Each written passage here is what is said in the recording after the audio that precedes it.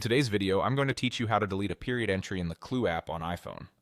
If you've logged a period on the wrong day or realized an entry is inaccurate, you can remove it in just a few taps.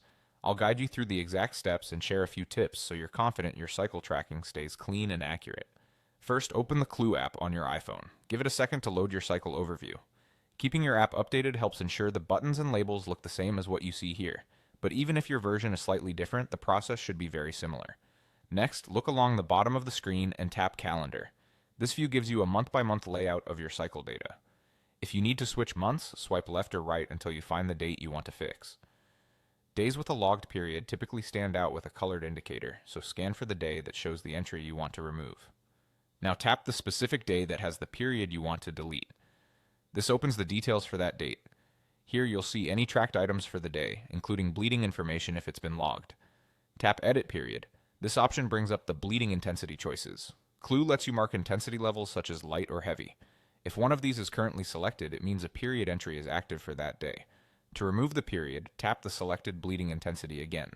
Tapping it a second time toggles it off. You should see that none of the intensity options are highlighted anymore. This action tells Clue that there is no bleeding on that day. It removes only the period tag for this date without changing any other symptoms or notes you may have logged.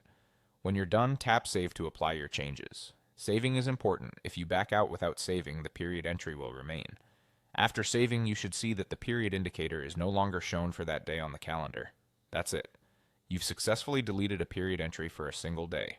If you need to correct additional days, repeat the same process. Select the date, tap Edit Period, toggle the intensity off, and save. If Save appears disabled, double-check that the intensity has been turned off and that a change has actually been made. Keeping your data accurate helps Clue's predictions and insights stay reliable. Thanks for watching, and feel free to follow along again if you need a quick refresher while you make your edits.